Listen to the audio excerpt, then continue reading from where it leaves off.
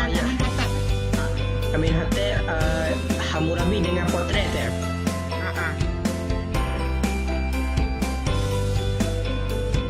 Tiga je cari sebab Ustazah nak.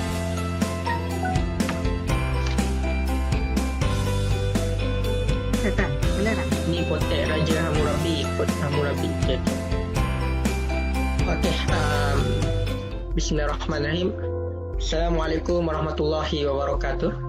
Yang pertamanya kami di Dekat WAP TV ataupun PKPM, pertamanya kami mohon maaf atas kesilapan teknikal dan hal ini berkaitan dengan connection di peringkat kami.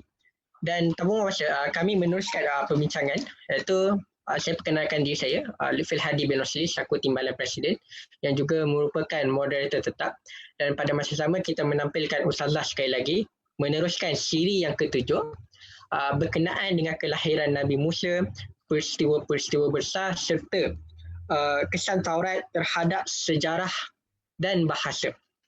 Sebelum ini kita bercerita ataupun kita ditampilkan dengan timeline seperti apa antara contoh peristiwa Greek, peristiwa Rom, maksudkan kerajaan yang wujud selepas Nabi Musa.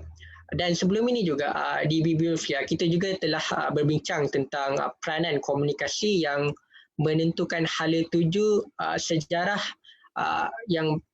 yang wajar ditampilkan, bagaimana peranan komunikasi ini mewajahkan sejarah ni di peringkat global.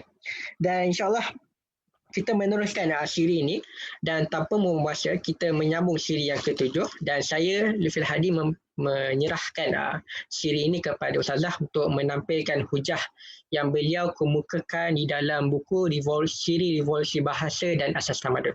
Tanpa membuang masa saya menyerahkan kepada Ustazah. Wallahualam. Dipersilakan. Auzubillahi minasyaitanirrajim. Bismillahirrahmanirrahim. Wassalatu wassalamu ala asyrafil anbiya'i wal mursalin wa ala alihi wa sahbihi ajma'in, amma ba'd. Assalamualaikum warahmatullahi wabarakatuh. Ustazah mengucapkan terima kasih kepada Saudara Lutfi Hadi selaku moderator tetap untuk bicara bedah buku Revolusi Bahasa dan Asas Tamadun. Dan hari ini kita dah masuk ke siri yang ketujuh.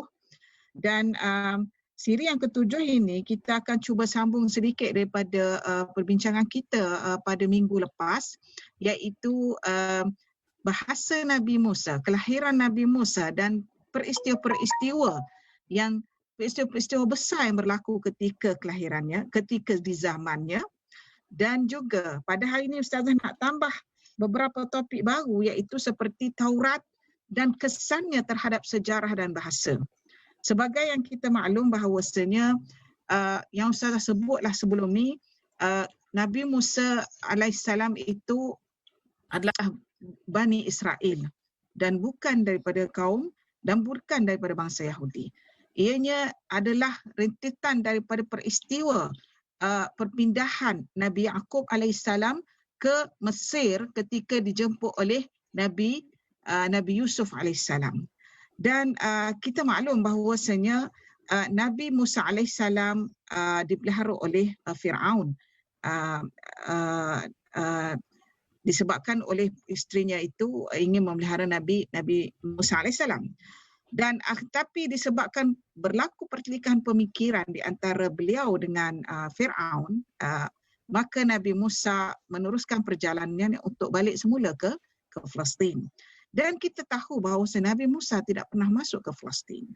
Bahkan yang masuk ke Palestin itu adalah Nabi Yusha. Dan kita tahu macam mana kota Ariha itu dibuka. Apa yang Ustazah ingin terangkan di sini ialah Nabi Musa alaihissalam merupakan satu titik permulaan tamadun dalam bentuk scriptures yang termaktub. Bukan Ustazah tidak ingin katakan bahawa Nabi Daud juga ada scriptures, Nabi Ibrahim juga ada scriptures. Tetapi scriptures yang terdapat pada Nabi Musa AS merupakan satu signifikan yang besar dalam mengubah senario sejarah dunia. Dan di sinilah bermulanya perlumbaan pihak-pihak yang cuba untuk memesongkan maklumat-maklumat yang terdapat di dalam Taurat ini. Dan kita maklum bahawasanya Taurat itu telah ditulis semula, ya, telah ditulis semula oleh pendeta-pendeta Yahudi sesudah kewafatan Nabi Musa alaihissalam 700 tahun. 700 tahun bermakna 300 tahun sebelum kelahiran Nabi Isa alaihissalam Taurat itu ditulis. Dan kita maklum bahawasanya di antara zaman Nabi Musa alaihissalam hingga ke zaman Nabi Isa alaihissalam itu zaman Anbiya. Dan di zaman Anbiya itulah juga wujudnya berbagai-bagai nama raja-raja yang zalim. Nah, lebih ramai yang zalim daripada yang mukmin. Ya. Ya. Jadi antara yang menjadi penentang kepada Nabi Musa alaihissalam ketika itu adalah Firaun itu sendiri. Dan Nabi Musa alaihissalam ini kewafatannya itu dia punya kuburnya itu tidak berada di Palestin. Jika ada di Palestin itu bukan makamnya. Itu adalah yang dibina oleh kerajaan Osmani bertujuan untuk kemaslahatan politik pada ketika itu. Justru itu kelahiran Nabi Musa kewujudan Nabi Musa ini bersilang dengan tamadun-tamadun timur dan barat. Dan Ustazah dah sebut sebelum ni antaranya ialah di Greek itu sendiri, sebab Nabi Musa, kewafatan Nabi Musa sekitar 1000 BC, 1000 before Christ, 1000 sebelum Masihi. Dan mengikut George Zaidan, dia membahagikan bahawasanya the development of the Greek civilization can be divided into 6 category yang kita dah sebut sebelum ni, iaitu 900 hingga 700 pada peringkat awal, iaitu zaman kegelapan, zaman sihir. Dan Ustazah ada sebut, masa tu banyak sihir-sihir yang dibuat, maknanya orang-orang di Greek tu percaya pada sihir pada ketika itu, pada Zeus dan sebagainya. Dan sebenarnya bukan saja di Greek itu berlaku, sihir-sihir itu berlaku, tetapi kepercayaan sihir itu amat kuat sekali dan dibawa daripada Mesir.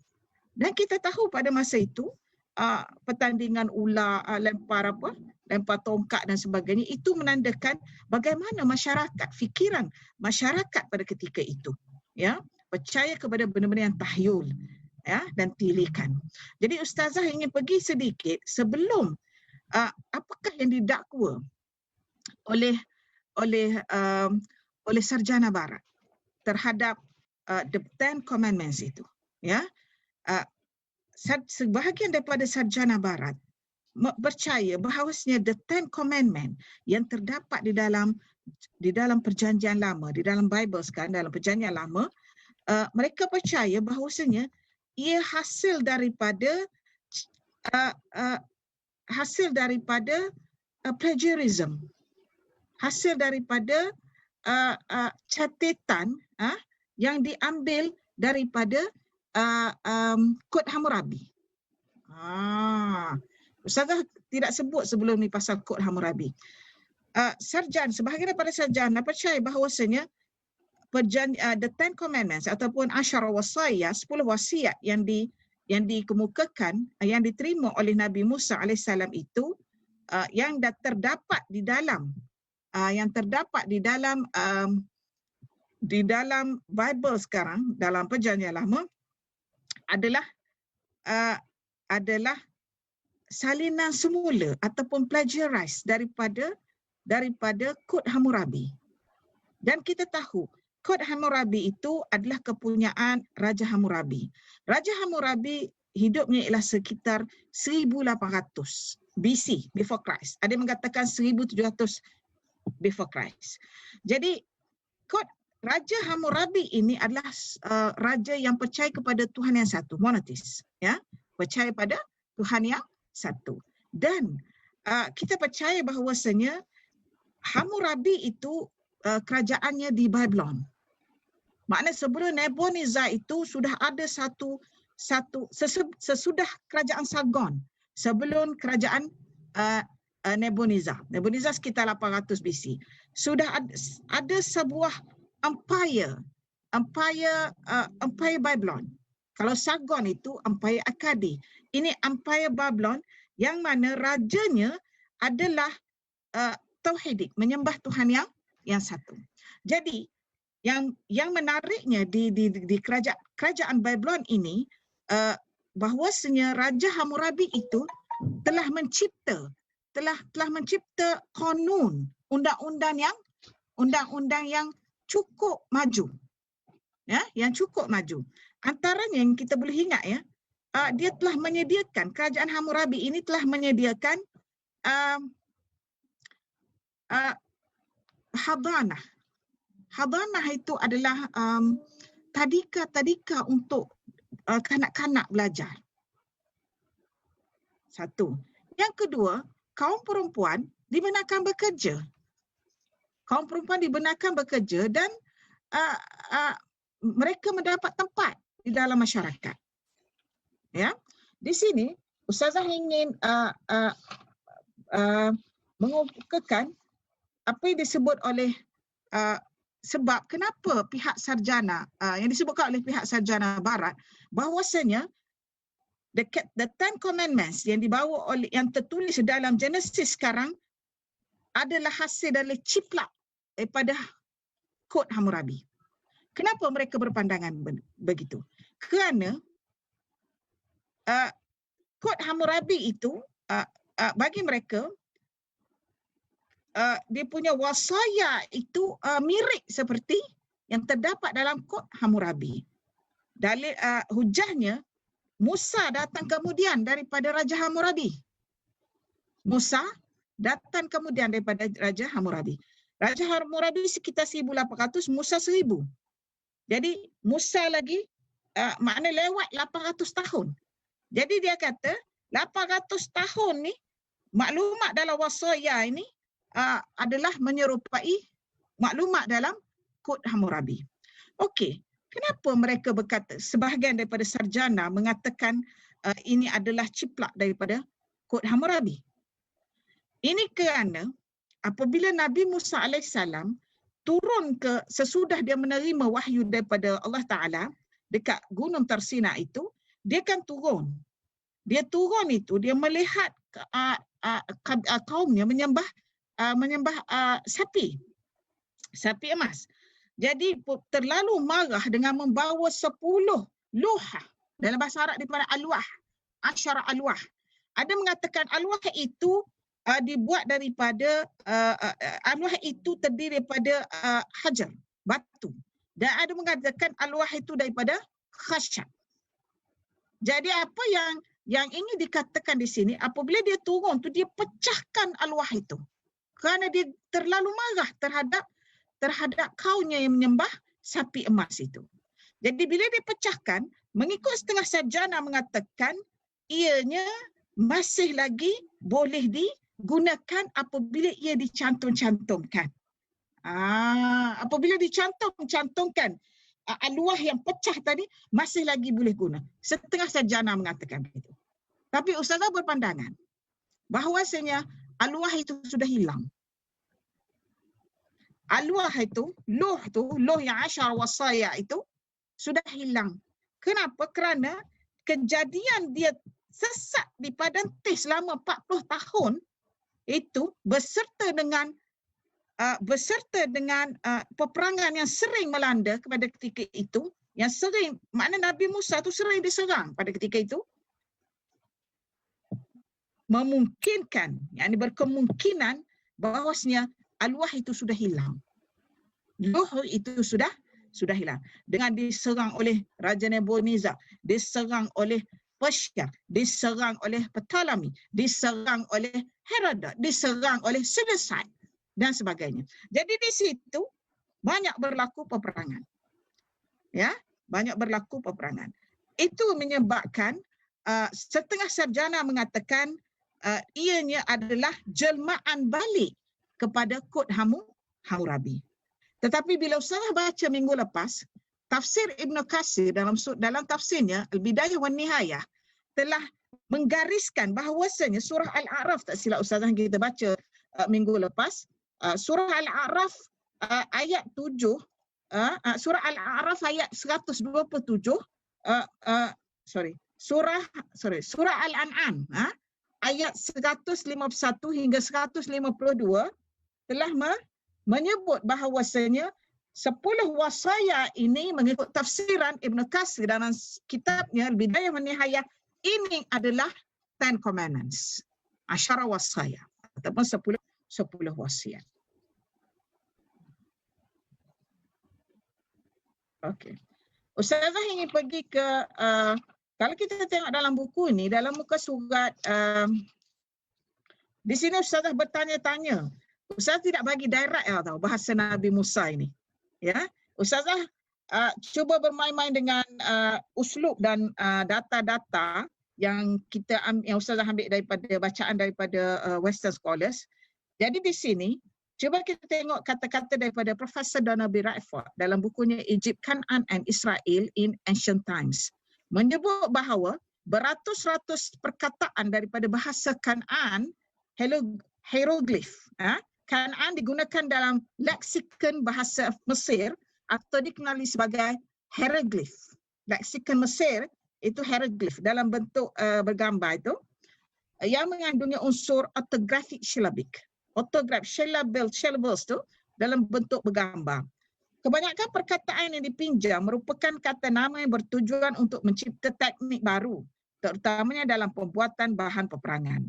Hal ini membuktikan bahawa pengaruh budaya Kanaan telah meresap dalam kerajaan Mesir pada ketika itu, sebagaimana dinyatakan dalam buku dia kata dalam muka surat 236. Ni Ustazah baca sikit ya. Dia kata the impact Levantine and Mesopotamian culture met and Egypt of the New Kingdom is nowhere more widely reflected than in the lexicon of the Egyptian language. Hundreds of Canaanite word terms are in New Kingdom documents. Maknanya banyak hundreds dia kata dalam words of the Egyptian language itu terdapat diambil disadur daripada language of Canaanite. Dan kita pasti bahawasanya kerajaan Mesir pernah beberapa kali menakluki Palestin. Dan Palestin ini dia bukan seperti yang kita bayangkan pada hari ini. Dia merupakan pusat ilmu, pusat perniagaan, pusat pentadbiran. Sehinggakan bahasa Greek itu terpengaruh dengan bahasa Semitik yang terdapat di Palestin, iaitu bahasa Kanaan.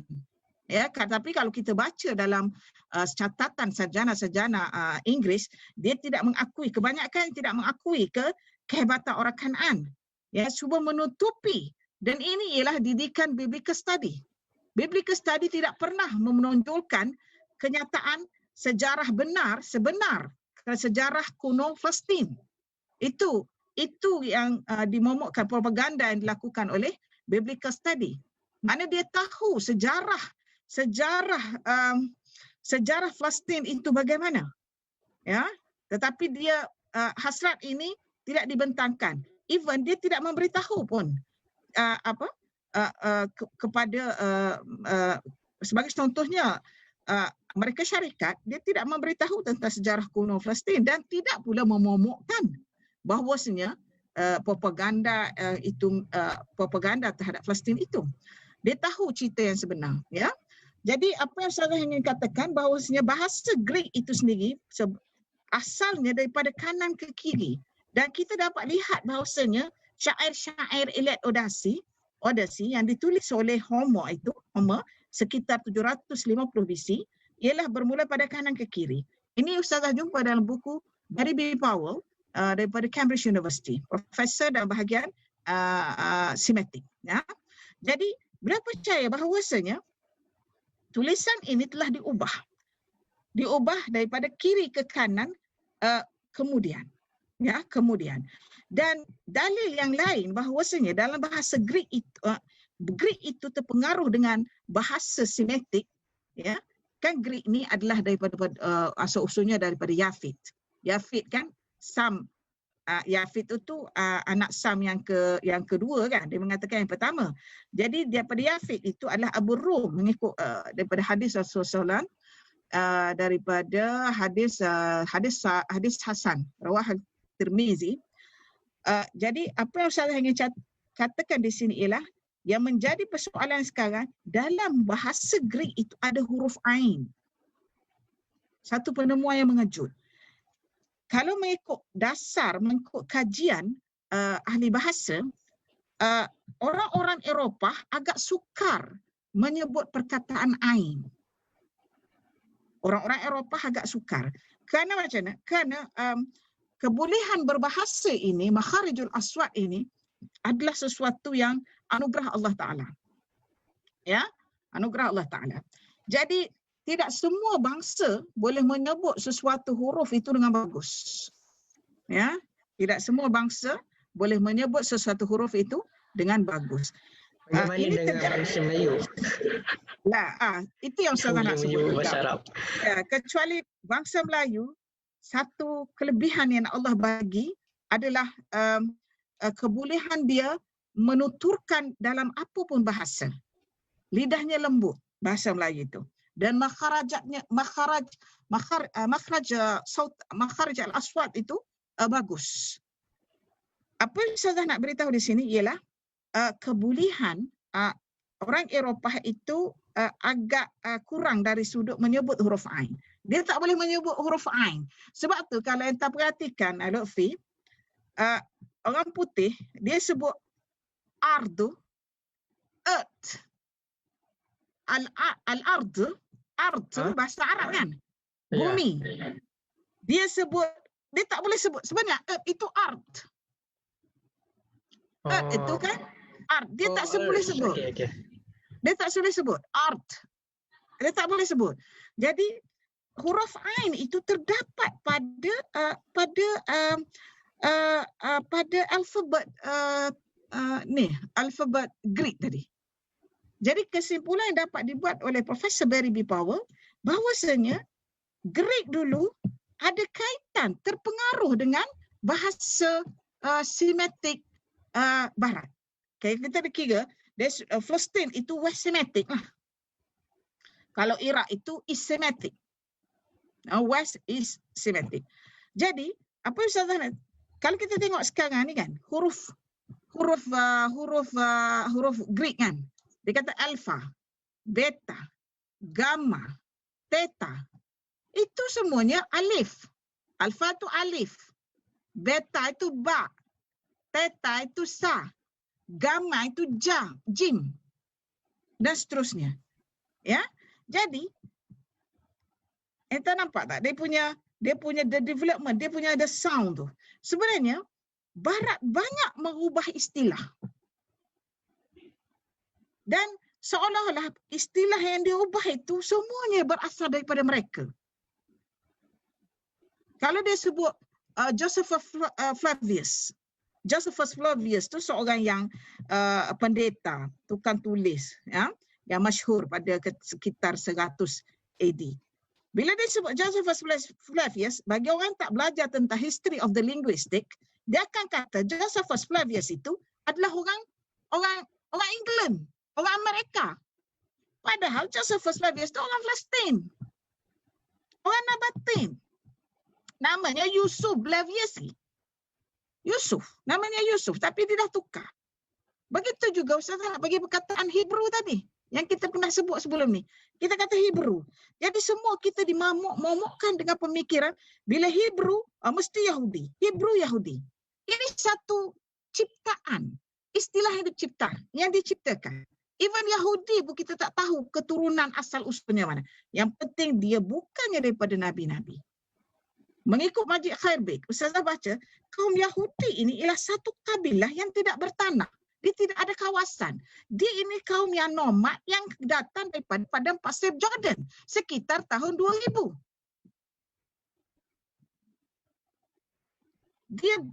Dia mengembara, dia nomad dan asalnya dia dihalau, dia tidak ada tempat. Kemudian masuk ke Palestin. Bila dia tidak ada harta, Dia tidak ada, dia cuma ada kebolehan, dia pandai. Jadi dia menjadi tukang tulis. Tukang tulis scriptures ataupun apalah apa-apa yang catatan atas batu bersurat ke apa, perjanjian untuk beli tanah ke apa. Dia dah menjadi tukang tulis. Dan Ustaz sebut dah sebelum ni bahawasanya the square script itu, square script iaitu yang macam yang kita tengok dalam kita kata itulah bahasa Hebrew, adalah hasil ialah bahasa orang lain tu. Mengikut Al-Azami dia kata itu ada dalam bahasa Aramaik, itu bahasa Finiqi, bahasa Aramaik, bahasa Kanaan yang ditulis dalam bentuk Phoenician text yang kita pernah baca sebelum ni, ya. Jadi apa kesimpulan dapat kita buat? Betul lah, mengikut pandangan, betul lah kata-kata Chomsky, bahawasanya ahli bahasa, apabila anda menulis sesuatu dan menterjemah, bila anda menterjemah sesuatu, anda mesti menterjemah yang sesuai dengan suasana yang anda hidup ketika itu. Benda ni benar.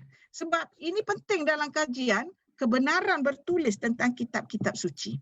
Adakah ia ditulis dalam bahasa semasa atau bahasa ketika turunnya kitab itu? Kalaulah kita tengok sekarang, ya, dengan kewafatan Nabi Musa alaihissalam sekitar 700 tahun baru ditulis semula apa yang Nabi Musa cakap, dan didakwa itulah Taurah, ya, didakwa itu adalah Taurah, dan the Ten Commandment itu diambil daripada Kod Hammurabi, katakan itu tidak mustahil. Dan bahasa yang ditulis itu bukan bahasa Nabi Musa alaihissalam. Mengikut Ustazah baca tadi dalam Radford tadi, kita ambil pandangan orang dia. Kalau kita kata daripada orang Islam, mungkin bias, ya. Even dia kata pada tahun 1520 BC, the New Kingdom. Ustazah Syah, the New Kingdom ini ialah di bawah tadbiran yang Raja Ar-Rayyan tu. Raja Ar-Rayyan ni adalah raja yang ada ketika Nabi yang dia lah yang baik, Nabi Yusuf alaihissalam tu. Al-Aziz kan yang kes Zulaikha Al-Aziz tu adalah pembesar kepada Rayyan tadi. Kemudian apabila Al-Aziz meninggal, Rayyan tadi mengawinkan Nabi Yusuf dengan Zulaikha tadi. Dan dia dapat anak 2 orang. Ya. Jadi Rayyan tadi merupakan kita sekitar 1520. Kita andakan itu adalah zaman Nabi Yusuf alaihissalam. Sebab Nabi Musa sekitar 1000 BC. Nabi Yaqub sekitar 1700 BC. Nabi Yaqub 1700. Kita anda sekitar, sebab Nabi Yusuf ni dia membesar di Mesir, ya. Jadi back kepada cerita yang Kod Hammurabi tadi. Jadi Ustazah ingin katakan bahawasanya kod yang Hammurabi terdapat adalah the finest, yang paling lengkap tentang the most exclusive code yang ada waktu kuno, ya, yang ada ketika di waktu kuno. Jadi di sini Ustazah cuba pergi ke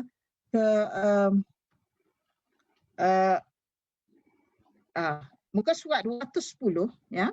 Dipercayai semasa kerajaan Bahar Mesir, New Kingdom, pihak pemerintah Greece dan kepulauan yang berada sekitarnya mempunyai hubungan yang baik dengan kerajaan Mesir yang baru. J. Strange dalam bukunya Capital or Kiftiyu. Bahasa Kiftiyu ini adalah lahjah orang-orang Kanaan. Jadi dia ada sama ada disebut Capital ataupun Kiftiyu. A New Investigation. Dalam buku J. Strange, dalam A New Investigation 1980, daripada muka surat 99 hingga 101, menyebut bahawa pada tahun 1520 sebelum Masihi, ketika pemerintahan Thutmose III dan Amenopis III, bahasa Kiftiyu atau disebut sebagai Kefta dalam bahasa Kanaan merupakan bahasa perantaraan yang digunakan untuk perhubungan antarabangsa dalam kalangan pemerintah Mesir dan dari luar Mesir ketika itu. Mengikut beliau lagi, bahasa Kiftiyu amat popular dalam kalangan orang Mesir dan bahasa tersebut digunakan dalam skrip hieroglif.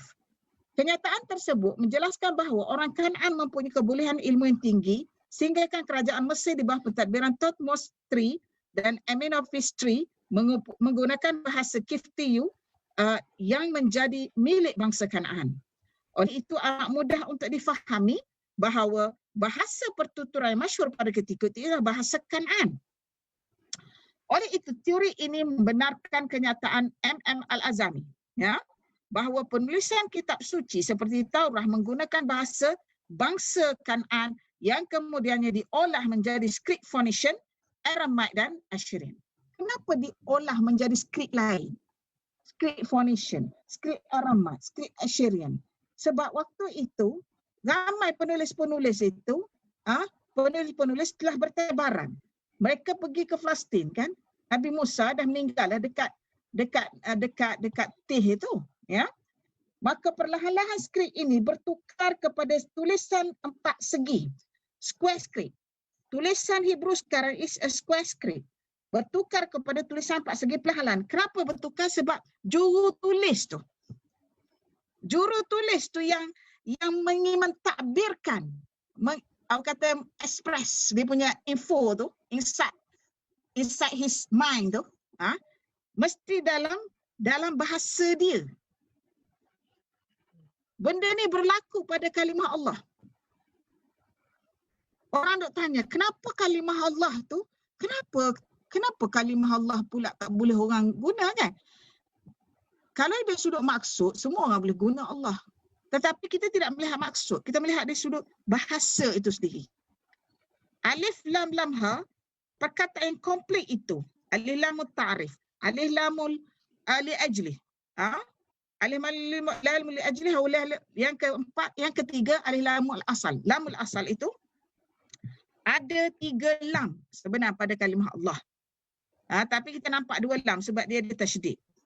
Apa yang Ustazah nak beritahu di sini, kedudukan lam yang begini sempurna dan lengkap tidak ada sebelum tidak digunakan di zaman jahiliyah. Kalau ada setengah orang dia kata, kenapa pula tak ada alif lam tu dalam batu bersurat Imri al-Qis, dekat makbarah Ibn Imri al-Qis ada guna macam malikun alif lam lam. Dia kata macam alif lam lam ha tu. Siapa yang belajar ilmu bahasa tentang simbol dan sejarah linguistik, itu bukan kalimah Allah. Itu bukan alif lam ha. Itu malikun. Itu malikun. Kalau tengok dalam makbarah tu dia tengok, ni alif lam lam banyak. Bukan. Dia baca daripada kiri ke kanan. Batu bersurat ni bukan baca daripada kanan ke kiri saja. Dia ada baik atas ke bawah, kiri ke kanan. Jadi yang ada pada makbarah itu adalah malikun. Dia nak cakap pasal malikun Kindah. Siapa? Anak Imri al-Qis tu anak Raja Malik Kindah. Siapa kata itu adalah kalimah salah? Dan hujah ini dikuatkan lagi dengan bahawasanya jahili dia tidak sebut. Perkataan dia tak tulis Allah, dia tulis lah. Itu saja. Jadi apa yang saya nak kata, kenapa pula kita baca cerita-cerita syair-syair yang zaman dulu apa semua, kata tu Allah tu, Hasan bin Sabit tulis Allah tu, katakan. Penyair-penyair yang jahili pun tulis Allah tu. Tulisan itu ditulis balik, disaling balik oleh penyalin atau penulis atau penterjemah yang hidup sesudah Quran itu diturunkan. Penulis itu, penterjemah itu tidak boleh nak tulis seperti yang ada dalam tulisan asal. Kalau dia tulis dalam tulisan asal, buat apa dia jadi penterjemah? Satu. Kalau dia tulis dalam tulisan asal, orang tak faham. Tu tujuan dia daurul terjemah tu. Peranan dia sebagai penterjemah untuk menterjemahkan semula. Sebab tu macam orang tanya, Abdullah bin Ubay tu ada sebelum Rasulullah, buat apa tak ada pula kalimah Allahnya? Abdullah tu perkataan alif lam lam ha yang ditulis tu ditulis oleh orang yang hidup sesudah turun Quran.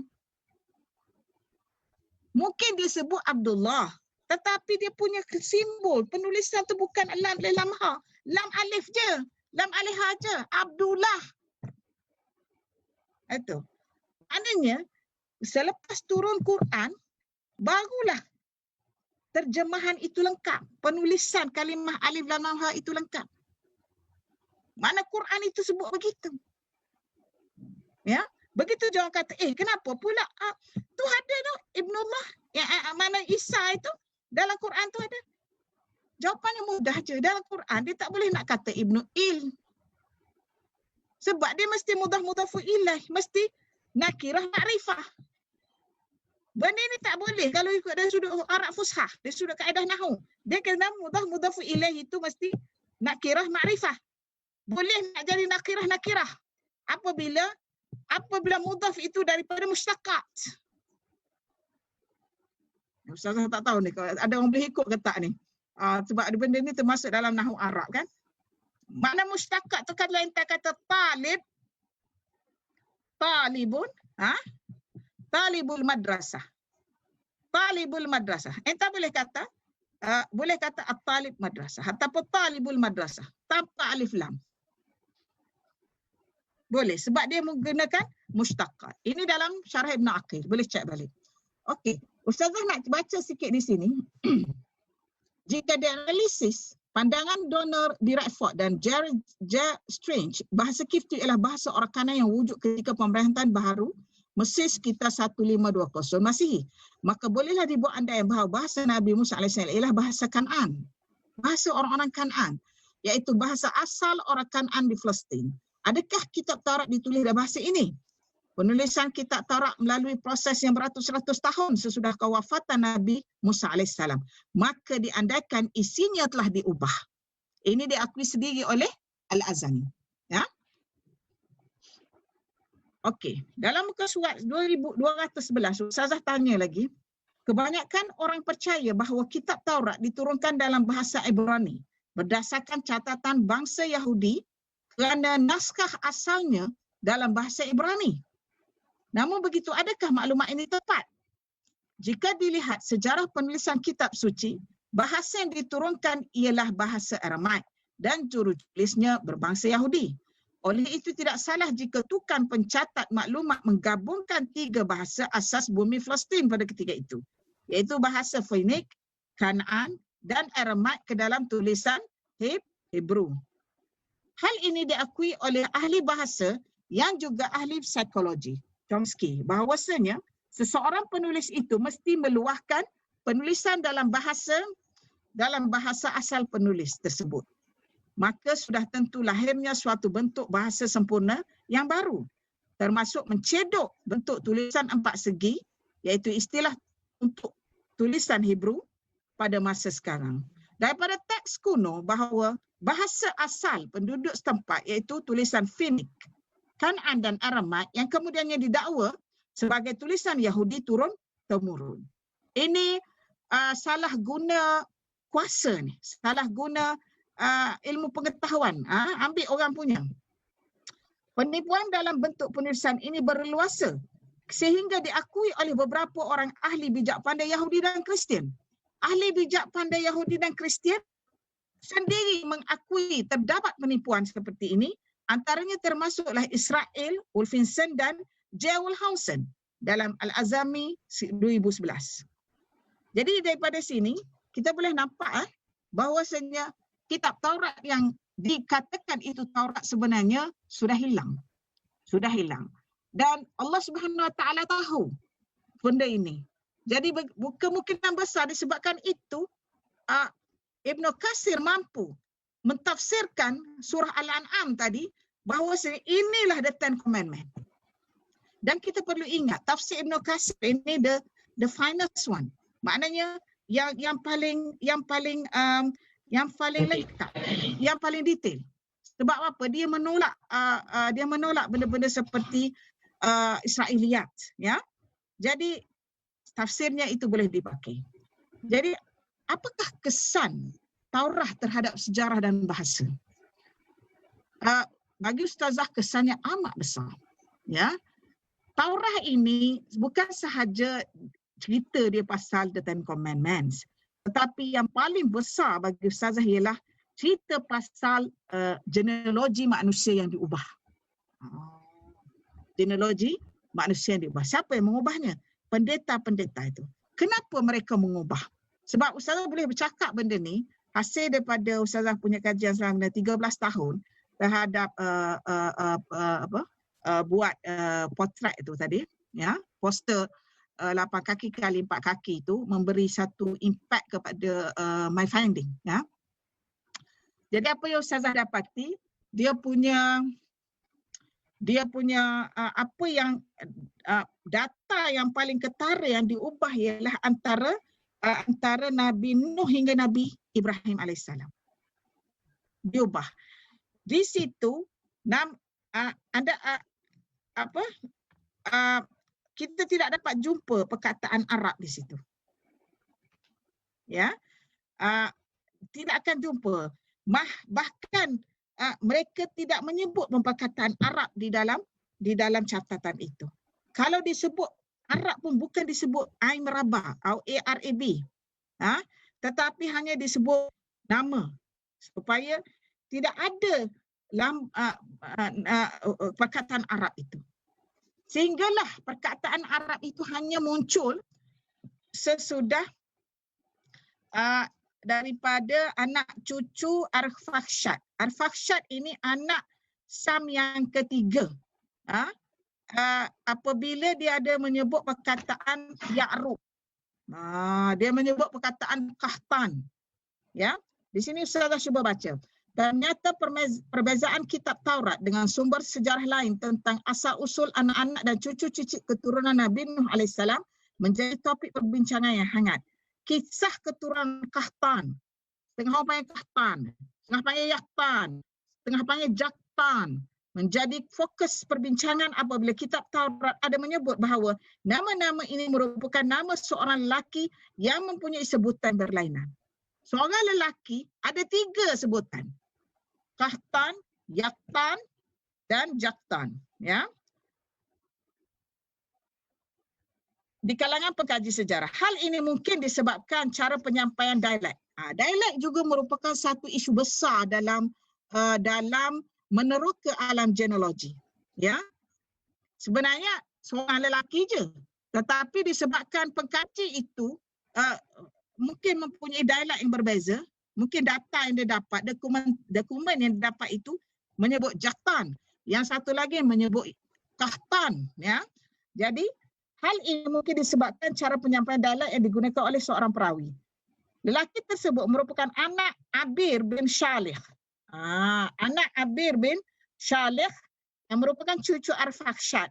Anak ketiga Sam bin Nuh yang kemudiannya melahirkan seorang anak lelaki yang bernama Jurhum yang terkenal dalam sejarah asal-usul bangsa bahasa Arab Fusha. Ingat tak yang Ustazah kata kenapa Nabi Ismail AS belajar bahasa Arab Fusha? Dengan Jurhum. Sedangkan dia ni raja. Dia ni ketua kabilah. Dia mempunyai telaga. Di padang pasir. Jadi semua orang tumpu pada dia. Tapi kenapa dia belajar dengan Jurhum? Pandai sangat ke Jurhum ni? Jurhum ini ialah kaum yang berniaga. Daripada Yaman nak pergi ke Syam. Bila dia jumpa air dekat padang pasir, dekat Mekah itu, dia duduk. Dia suka duduk kat situ sebab dia kata Ismail ni akhlaknya bagus. Justru itu pada peringkat awal Ismail ketika berumur 14 tahun dia belajar dengan kaum Jurhum ni. Belajar bahasa Arab Fusha tadi. Kemudian dia pun berkahwin dengan seseorang daripada anak pembesar kabilah Jurhum itu. Jadi apa yang saya nak cerita kat sini ialah bahasa Arab Fusha telah wujud pada ketika itu. Persoalannya kenapa Nabi Ismail belajar dengan kaum Jurhum? Dia tak bercakap Arab ke dengan mak dia? Mak dia ni Siti Hajar ni Qibti. Qibti ni ialah bangsa Mesir. Qibti ni merupakan salah satu daripada susur galur Semitic people daripada Sam bin Nuh. Maknanya Qibti Arab ni. Tetapi kenapa dia belajar bahasa Arab Fusha? Dia tak cakap bahasa Arab Fusha. Sebab bahasa Arab Fusha ni bahasa pentadbiran, bahasa ketuhanan. Ya, bahasa ketuhanan. Jadi dia bercakap dengan anak dia tu bahasa Qibti lah.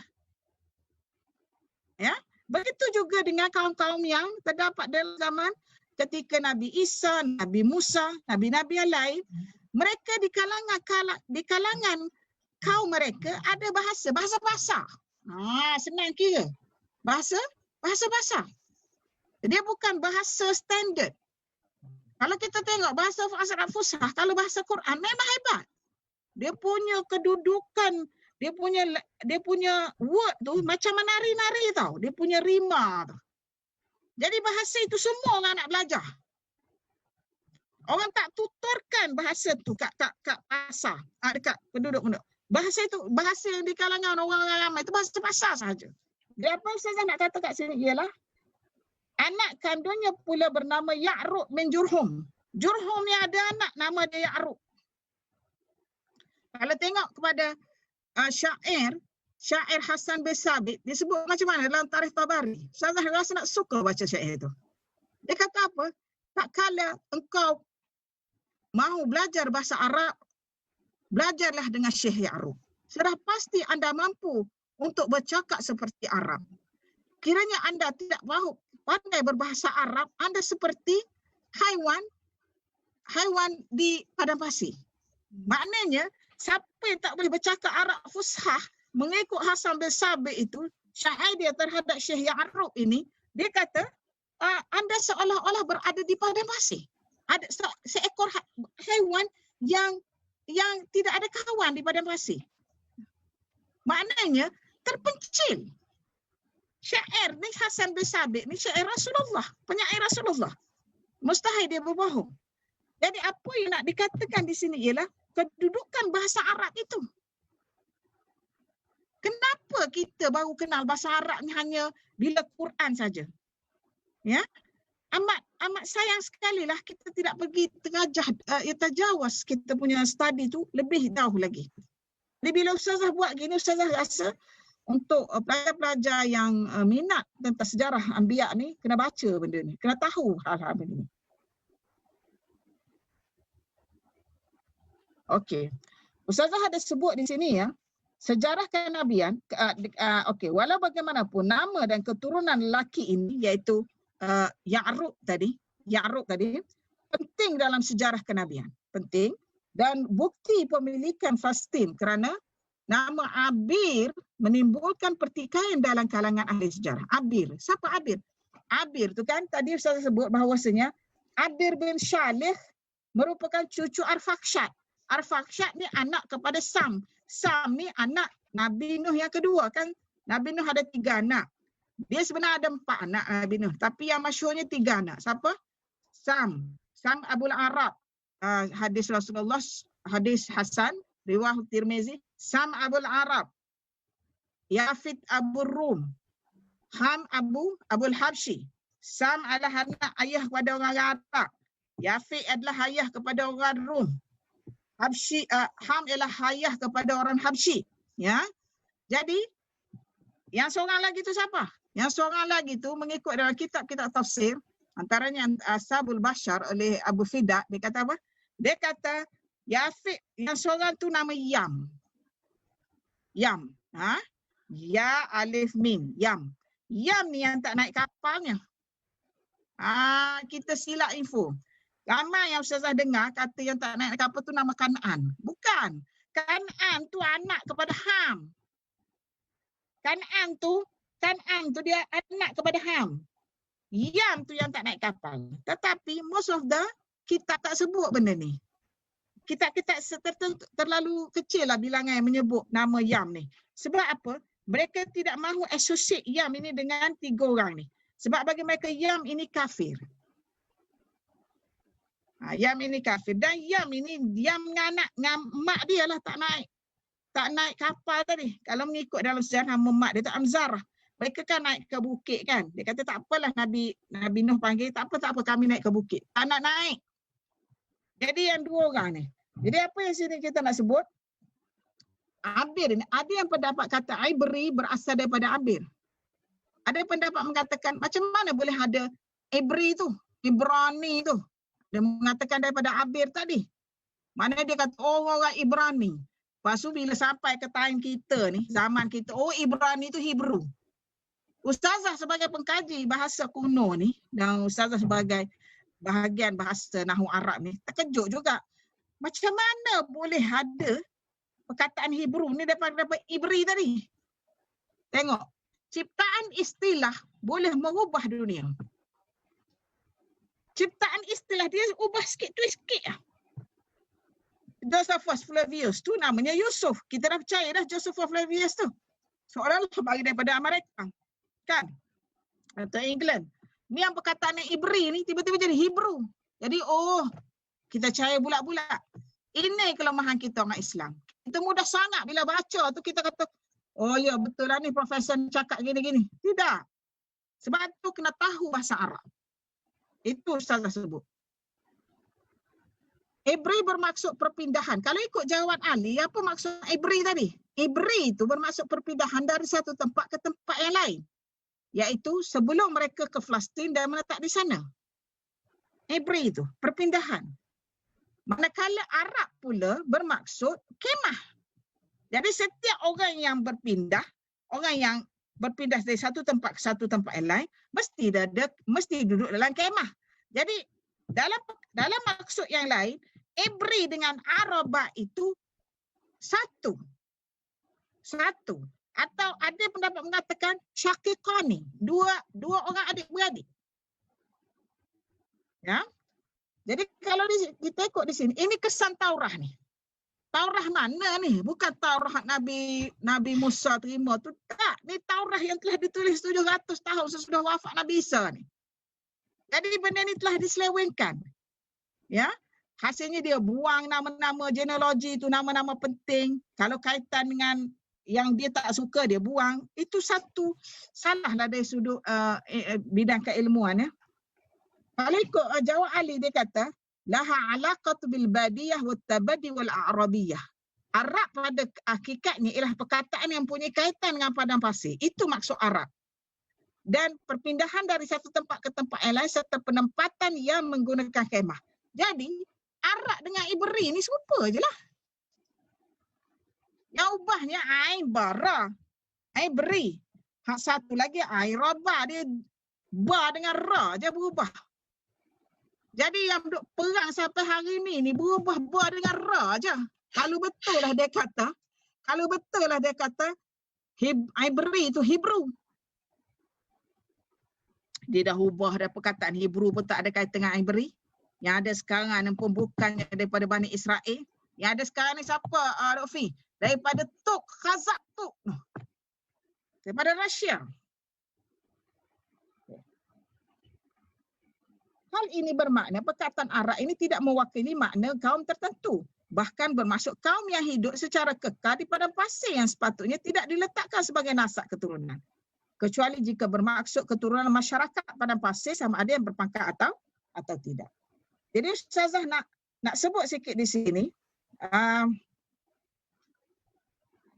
Selain itu sudah menjadi tabiat orang Ibrani memberikan nama Arab kepada golongan yang tidak dikenali atau Badui yang bukan daripada kaum mereka. Bukti hubungan antara Ibrani ya, bukan Hebrew, Ibrani dengan Arab ini kukuh dan dirakamkan dalam kitab Perjanjian Lama. Hal ini disebut oleh Hastings dalam The Dictionary of Bible. Dia disebut ketika zaman kerajaan Nabi Daud alaihissalam, baginda merupakan seorang yang dihormati dan dikagumi oleh rakyatnya. Ni dalam Dictionary of Bible ni ada sebut ni. Sehingga kan pada suatu hari seorang lelaki bernama Abil yang berbangsa Arab. Inilah Bible sebut, pertama sekali Bible sebut perkataan Abil ni menunjukkan, dia tak sebut Arab. Dia sebut Abil itu berbangsa Arab. Berasal dari Tih. Dipanggil oleh Nabi Daud alaihissalam sebagai Abil Ismail, seperti disebut dalam Bible. Okey. Tapi ini bertentangan dengan setengah-setengah pandangan. Ya. Jadi apa yang Ustazah nak kemukakan di sini ialah selain itu nama anak Nabi Nuh yang terdapat dalam kitab Perjanjian Lama, Elam, Asyur, Arfakhshad, Lut dan Aram. Ya. Ini memang masyhur ni. Elam, Elamite. Asyur, Asyuria. Arfakhshad, Lut atau disebut Ludia. Ludia dan Aram. Okey. Perkataan Aram ini nama anak Nabi Nuh. Anak Nabi Nuh ada nama anak Nabi terdapat dalam kitab iaitu ni anak cucu, Ni cucu Nabi Nuh. Anak dia 3 tadi kita sebut. Ini Aram. Perkataan Aram ini ada beza. Kalau dalam Bible dia kata Aram. Ya, muka surat 215. Dia kata Aram. Tetapi dalam Quran dia kata Iram. Iram zatil imad, surah Al-Fajr. Perkataan Iram ini juga dipakai guna oleh ahli sejarah. Historian juga mengatakan Iran. Tetapi dalam kes ini, dalam banyak-banyak buku-buku Ancient Near East ni, kita jumpa Aram. Dia kata Aramite, bahasa Aramite kan. Perkataan bahasa Aramite itu daripada Aram. Sebab apa? Sebab yang menulis kebanyakan ini, cerita tentang Ancient Near East ni adalah orang-orang yang mengkaji biblical. Jadi biblical menggunakan Aram.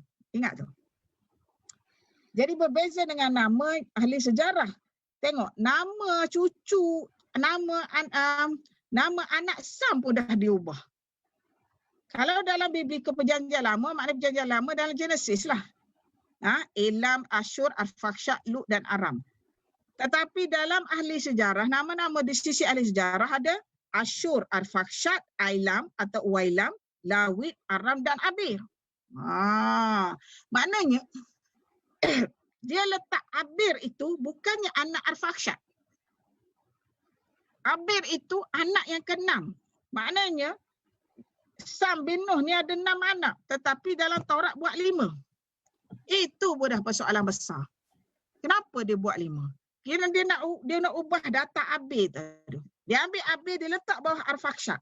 Jadi tak adalah nak kata Abir ke Araba ke. Ada unsur-unsur tu. Menurut kitab perjanjian lama, Abir ialah cucu Arfakshat. Nama Aram dalam kitab perjanjian lama pula disebut sebagai Iram oleh ahli sejarah. Mereka berpendapat bahawa anak-anak Iram atau Aram, Uz, Ghasir, Hul dan Mash. Mereka ialah bangsa Arab bertutur bahasa Arab menggunakan bahasa Arab Fushah. Bertutur dalam bahasa Arab Fushah. Dah ada dah. Namun kitab perjanjian lama dan kitab Yahudi pula tidak menyebut nama anak Uz, Ghazir, Hul dan Mash ni. Tak sebut. Ini disebut oleh Jauh Ali ni. Jauh Ali yang bongkar benda ni. Dia tak sebut dalam perjanjian lama. Tapi dalam genealogi susah letak. Maknanya dalam genealogi itu tidak ada, bukan 100% lah follow yang Bible punya. Jadi, dia tak sebut. Dan kerana mereka ini adalah bercakap lisanul madari. Disebut sebagai lisanul madari.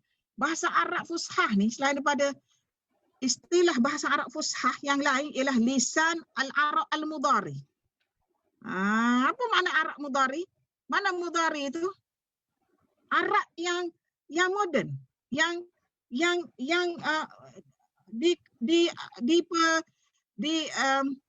dipertuturkan di sekitar bandar, yang dipertuturkan di kalangan ahli-ahli pentadbiran. Itu maksud mudari. Dia adalah Arab Fushah. Benda ni disebut juga oleh Ibnu Khaldun dalam kitab Al-Muqaddimah. Kalau yang tak pergi, dia kata, aku telah berjalan. Ibnu Khaldun sebut, aku telah berjalan. Berjalan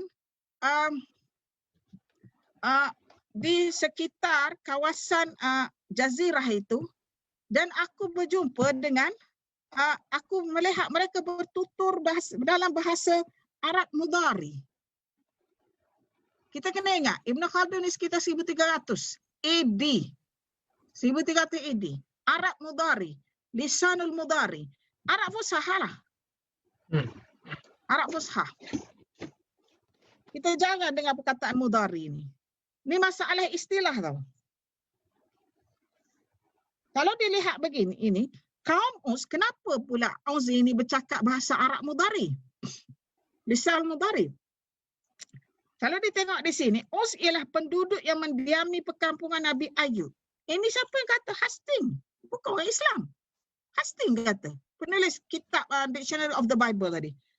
Kita ingat tak Nabi Ayub tu apa kisah? Kita ada sebut Nabi Ayub tu siapa? Nabi Ayub tu Nabi Ayub tu yang tulis kitab Book of Job tu. Book of Job tu kan, is the book of Job is in Arabic originally? Kan dia dah katanya, is the book of Job was in Arabic originally? Kan ada tajuk artikel, tajuk buku tu. Jadi memang bahasa Arab Fushah kalau ikut sini dah ada. Persoalannya para ahli sejarah tidak sependapat dengan pandangan yang mengatakan bahawa perkampungan kamus ialah Damsyik atau Furat atau Najd atau Aduma atau Madinah atau kawasan terpencil di Syria. Jika kenyataan ini benar, maka tidak syak lagi Nabi Ayub AS berbangsa Arab kerana wilayah disebutkan itu berada di semenanjung tanah Arab. Okey, apa yang tu? Okey, Ustazah nak pergi kat sini sejarah kenabian para anbiya yang muka surat 217. Okey, Ustazah baca ya. Segala cerita tentang Nabi dan sejarah kenabian para anbiya diketahui dengan merujuk kitab Perjanjian Lama, Injil dan Al-Quran. Al-Quran ada menyebutkan dan menceritakan kisah para anbiya berdasarkan fakta dan keterangan yang kukuh. Manakala kitab Perjanjian Lama dan Bible pula menerangkan sesuatu isu tentang kisah kenabian yang kadang-kadang agak terlalu terperinci sehingga boleh dipertikaikan dari sudut autentik sesuatu maklumat. Kalau kita tengok Bible kan, dia punya data dia terperinci sangat. Sebenarnya kalau ikut daripada hukum hakam sejarah lah, sebab kita tidak berada di situ tau. Kecuali kalau consensus by the historians yang mana dia dah ada data dan kita boleh asal. Tapi bila melibatkan kepada umur manusia itu, melibatkan kepada ini kita tidak boleh dia tidak ada konsensus. Tidak ada konsensus untuk menggazetkan benda tu. So ini adalah kekurangan Bible. Dia boleh kata sekian. Yang Ustazah sebut itu ialah konsensus. Bacaan Ustazah dalam buku-buku historian di samping benda itu juga sekena dengan Bible. Ya. Jadi kita boleh pakai. Kalau ikut Bible dia terlalu detail sehingga dia tahu berapa orang. Ni Ustazah bagi contoh ya. Macam sebagai contohnya dalam kisah Nabi Yusuf AS. Berdasarkan pembincangan tentang Genesis, dalam Genesis chapter 37, ayat 86, verse 18 hingga 36, dia kata apa tahu? Dia kata, terdapat maklumat yang bertentangan. Sebagai contohnya, ayat 18, they conspired to kill him. They conspired. Maknanya dia buat konspirasi untuk membunuh Yusuf AS. Dia itu siapa? Adik-beradik dia itulah. Bertentangan, ayat 18 bertentangan dengan ayat 22. Kan 18 dengan 22 tu dekat kan? Lepas 18, 19, 20, 3-4 ayat je. Jadi boleh bertentangan tau. Ayat 18 hingga ayat 22 tu. Apa ayat 22 kata? Ayat 22 kata, let's us kill him. Tadi kata, they conspired to kill him. Ayat ni pula, jom kita bunuh mereka, bunuh dia. Okey. Selain itu, pertembungan penceritaan juga terdapat dalam ayat 22. Sambung lagi daripada let us kill him, dia kata, cast him into the pit that is instead of killing him with our hands. Daripada tiga contoh sentence ni, semuanya data berterabur. Cerita tak konsisten, maklumat tak konsisten lah. Cerita dia tak konsisten. Pertama kata mereka, they conspired. Maknanya itu kan dari sudut bahasa, they conspired. Ada orang tolong tulis tu. Ada orang duk cerita tu. Oh, they conspired to kill him. Ni orang ketiga duk menyebut ni. Kalau maksud let us kill him. Ni ayat face to face pula ni. Mukhatabah pula. Ya. Kemudian cast him into the pit that it's instead of killing him with our hands. Ini ayat mukhatabah pula.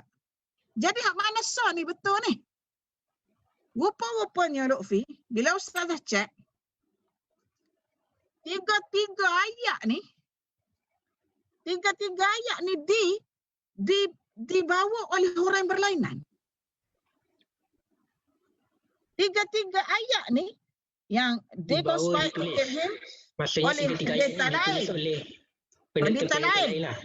Pendeta lain. Dia ada nama dia. Pendeta lain yang hidup pada kurun sekian-sekian.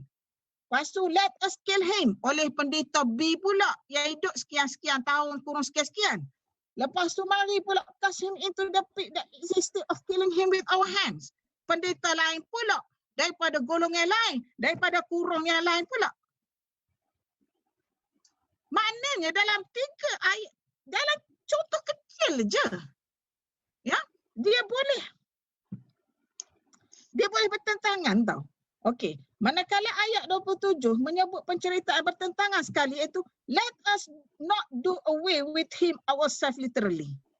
Let our hands not be against him. Pula dah. Hak mana sah ni? Bunuh kah? Lepar kah dalam telaga tu?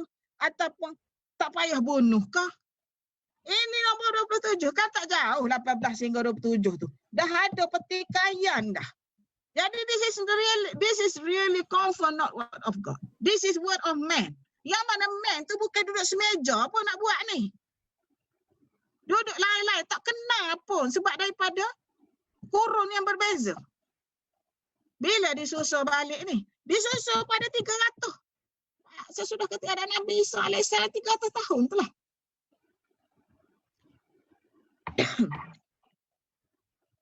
Okey.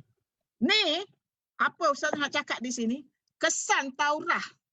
Terah penulisan yang tak betul ni, ya. Penulisan yang tak betul ni menyebabkan rosak satu dunia ni. Semua orang refer ke ni akan ialah scriptures kan. Siapa yang tak nak nanya? Kita lah, manusia lah, kita orang Islam. Dan alhamdulillah kita ada Quran. Orang yang bukan Islam itu tak nanya lah dari sudut segi. Kita ni tak nanya dari sudut maklumat lah, ya. Begitu juga dengan kisah Nabi Sulaiman AS dengan Puteri Sabah. Ini tak apa. Okey, Al-Quran tidak pernah menyebut nama puteri tersebut. Quran tak pernah sebut. Siapa sebut nama Balqis ni? Yang sebut nama Balqis ni perjanjian lama. Al-Quran tidak pernah menyebut nama puteri tersebut, tetapi masyarakat Islam, kita pun terpengaruh. Sebab tu Ustazah kata dia mempengaruhi kita punya maklumat walaupun benda tu tidak betul. Ya? Masyarakat Islam mengenali sebagai Balqis hasil maklumat daripada kitab tafsir seperti Tarikh Tabari. Tarikh Tabari yang ada sebut kitab perjanjian lama dan perjanjian baru serta kitab Yahudi seperti Mishnah dan Talmud. Memang menyebut nama Balqis. Tapi kalau kita tengok di sini, selain itu kisah Nabi Ibrahim mempunyai 2 orang lagi isteri iaitu Qaturah. Dia percaya daripada campa berdasarkan perjanjian kitab campai ni, perjanjian kitab baru ni, kitab lama ni, bukan baru ya. Ustazah kena betulkan balik bila nanti next edition. Dan Hajur Azhir. Nabi Ibrahim ni ada 4 orang isteri. Pertama, Siti Sarah. Kedua, Siti Hajar. Ketiga, Qaturah. Yang keempat, Hajur Arhir. Hajur Arhir ni dia percaya daripada bangsa Arab. Menurut pandangan ahli sejarah. Maknanya, zaman Nabi Ibrahim AS sudah ada dah bangsa Arab. Ini ahli sejarah, bukannya tafsir Muslim punya tafsir. Tak, ahli sejarah yang cakap. Kedua-dua isteri baginda tidak pernah disebut dalam Al-Quran atau hadis juga. Begitu juga kisah Nabi SAW dengan isteri seorang menteri Basir Al-Aziz. Persoalan bagaimanakah masyarakat dapat mengetahui wanita tersebut bernama Zulaikha? Tak ada sebut dalam Quran orang tu bernama Zulaikha. Walhal Al-Quran tidak pernah menyebut nama-nama ini dalam penceritaan kisah-kisah Nabi. Nama sebenar Zulaikha ialah Ra'il. Kalau dalam kitab-kitab tafsir atau kitab perjanjian lama, perjanjian baru, nama Zulaikha tu Ra'il. Ya. Nabi Yusuf AS dikahwinkan dengan wanita ini oleh Raja Mesir pada ketika setelah kematian Al-Aziz. Oleh itu, bagaimanakah Islam pada hari ini menilai dan melihat pembawakan kisah Nabi dalam masyarakat mereka? Adapun masyarakat Islam perlu merujuk kitab perjanjian lama dan perjanjian baru atau kitab Yahudi dan Nasrani untuk mendapatkan maklumat sebelum kelahiran Rasulullah SAW. Kerana kebanyakan penulisan ilmiah dunia Islam tertumpu pada zaman sepermulaan Islam. Ini memang tidak dapat nafikan kenyataan ini. Iaitu bermula daripada kelahiran Rasulullah SAW hingga zaman Khulafa' Rashidin, kerajaan Umayyah, kerajaan Abbasiyah, Uthmaniyah dan seterusnya. Begitu juga dengan masalah khilaf dalam kalangan mazhab, sama ada dari sudut fiqh atau akidah. Persoalannya, apakah pendirian dunia usaha untuk menilai sejarah sebelum kelahiran Rasulullah Sallallahu Alaihi Wasallam? Jadi di sini Ustazah rasa memberi satu maklumat yang barulah kepada kita tentang nama-nama itu sebenarnya tidak disebut oleh Quran, tetapi disebut dalam Perjanjian Lama, dalam tafsir Tabari, tafsir dan sebagainya. Dan Ustazah rasa dia memberi satu impak tau kepada maklumat kita, maklumat akademi kita, ya. Okey, Lutfi, ada apa-apa soalan tak? Saya rasa mungkin Ustazah boleh huraikan kan kot berkenaan dengan pendirian dunia Islam, berkenaan dengan sejarah yang maksudnya berkenaan rujukan sejarah kita yang prefer untuk merujuk kepada kitab atau seperti yang berkaitan dengan, sebab kan muncul istilah seperti Balqis, seperti istilah ni. Jadi mungkin Ustazah boleh huraikan lebih kot berkenaan dengan pandangan kita. Okay. Pandangan Islam terhadap kajian-kajian seperti ini, penemuan seperti ini. Setakat ini ya, maklumat disebabkan kita lebih banyak berfokus kepada cerita-cerita ataupun kajian sesudah zaman Rasulullah Sallallahu Alaihi Wasallam, sesudah kelahiran Rasulullah SAW, jadi kita banyak tertinggal tentang apa yang berlaku sebelum zaman Rasulullah SAW. Sehingga kan Disasi, ya, seorang orientalis boleh mengatakan bahawasanya bahasa Arab itu hanya wujud 2 kurun sebelum kelahiran Rasulullah SAW. Dalilnya apa? Dalilnya wujud makbarah Imrul Qais dengan makbarah Ummul Jamal. Jadi makbarah Ummul Jamal, Imrul Qais itu berlaku sekitar 300 AD dalam zaman Rom, ya, 300 AD. Dan makbarah Ummul Jamal itu, ya, ada tulisan Greek sekali dekat umur itu. Jadi sehingga kan ada membolehkan seorang tulis mengatakan bahasa Arab itu tak wujud sebelum itu, kecuali wujudnya bahasa Arab 2 kurun sebelum kelahiran Rasulullah SAW. Ya, dan pendapat ini sudah ditolak oleh orientalis sendiri seperti D.S. Magnolia dan sebagainya. Jadi bila mereka menolak, bermakna bahasa Arab itu bukannya 2 kurun sebelum kelahiran Rasulullah, malah mengatasi lagi. Ya, dan kita perhatikan macam mana bertukus lumusnya pihak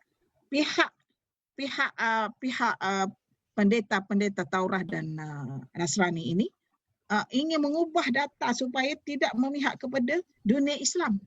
Tetapi malangnya dunia Islam tidak heboh untuk membicarakan pasal ini. Dan Ustazah masih ingat lagi tahu bila Ustazah baca kitab Al-Mufassal fi Tarikh Al-Arab Qabla Al-Islam yang ditulis oleh Profesor Jawad Ali. Kitab itu ada 20 juzuk. Tebal-tebal tau, dia bukan juzuk kecil-kecil tu. Tetapi apakah ditulis pada juzuk al-awwal itu? Juzuk al-awwal itu ditulis, dia kata kerajaan Iraq tidak pernah memberi sumbangan kepada penulisan ini. Jawad Ali menggunakan duit poket sendiri untuk terbit buku tu. Jawad Ali cerita daripada zaman Nabi Adam lagi. Jawad Ali ni tahun bila? Sekejap ni buku dia. Yang Ustazah ada untuk chapter untuk juzul awal. Juzul al-awal dia 1976. Oh, baru lagi lah. Baru lagi. Dia ni Sa'adat Jami'ah Baghdad ala nashrihi. Baghdad. Juzuk 1 sahaja ada 663 pages. Muka surat. Juzuk 1. Jadi memang Ustazah ada dengan Ustazah ni, dan Ustazah memang dah lebut dah baca buku ni. Sebab nak menulis kitab ni kena khatam ni, buku Jawad Ali ni. Ada 20 juzuk. Tak silap Ustazah, 20 juzuk untuk kitab ni, untuk Tarikh Al-Arab Qabla Al-Islam. Kalau dia buat kecil-kecil. Tapi kalau dia besar-besar mungkin jadi 12 kot. 12 atau 15 juzuk. 15 jilid. 15 atau 20 kalau dikecilkan. Dekat library UAE ada. Ya. Jadi buku ni boleh, tapi dia Arab klasik lah. Kalau dia mesti kuatlah bahasa Arab untuk baca benda ni. Dan orang yang boleh Arab pun kalau tak ada fikrah turasi dan tarikhi tak boleh baca. Ustazah memang baca buku ni, memberi satu impact kepada Ustazah. Jadi kalau back pada your question tadi, dunia Islam tidak menyokong. Dunia Islam mungkin kalau kita kata marahlah orang OIC semua dah tak sokong apa, belajar semua kan, kita bayar. Tak, dari sudut research tu. Kalau kita tengok yang pergi buat research kat site dekat Iraq tu, bukan orang Arab. Bukan orang Islam. Orang daripada Jerman, daripada Itali, daripada Amerika, daripada England, duduk dekat site tu bertahun-tahun. Kalau kita tengok cerita yang daripada Indiana Jones tu kan, Harrison Ford tu berlakon tu. Betul itulah kisahnya. Mereka yang kaji dan data mereka dapat tu dia bawa balik. Bukan saja data, mungkin barang-barang pun. Bila bawa balik data, habis dia, mana dia menulis atas kepahaman mereka. Tetapi dunia Islam tak buat gitu. Nampak? Contohnya dalil kecil je Ustazah bagi, Jawad Ali. Dia tidak mendapat bantuan pun daripada kerajaan Iraq untuk menulis buku ini. Ya, itu yang Ustazah mendapat bantuan, kiranya itu kekecewaan beliau lah terhadap kerajaan Iraq. Kerajaan pada ketika itu. Ya, mana tidak melihat sebagai turasi itu sejarah bangsa sebagai suatu yang penting.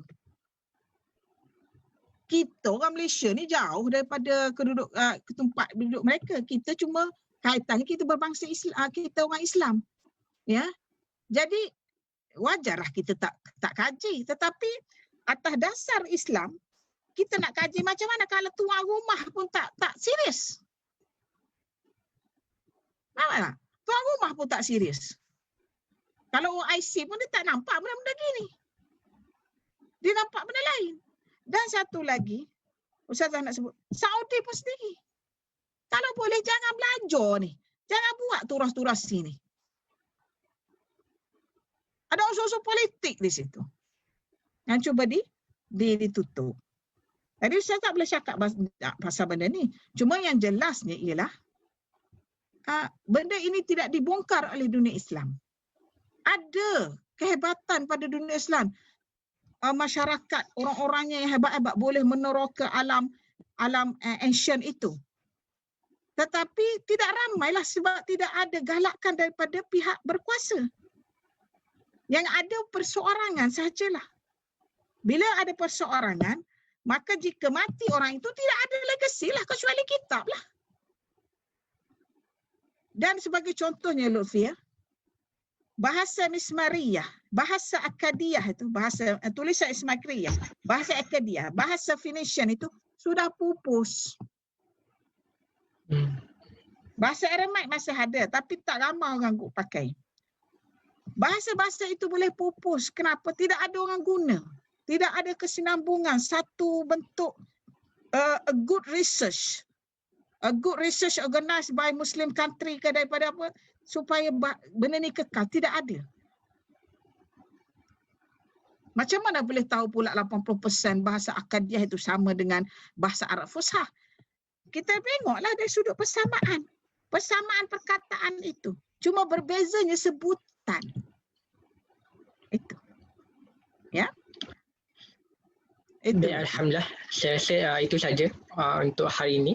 Dan yang pertama, kami minta maaf atas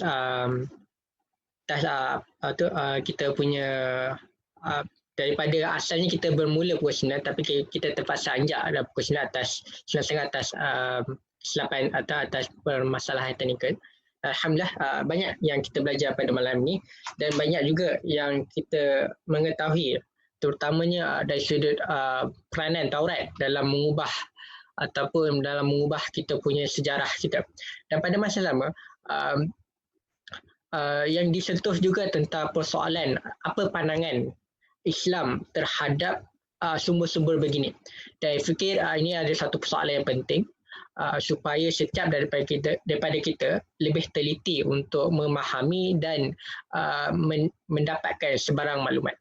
Dan insyaAllah kita sudah selesai pada hari ini dan kita akan bertemu lagi di ruang ataupun siri yang akan datang dan dalam sambungan siri perbincangan evolusi bahasa dan asas tamadun. Wallahualam, saya fikir itu saja dan kita tutup pertemuan kita dengan tasbih kafarah salatul asr dan kita bertemu lagi.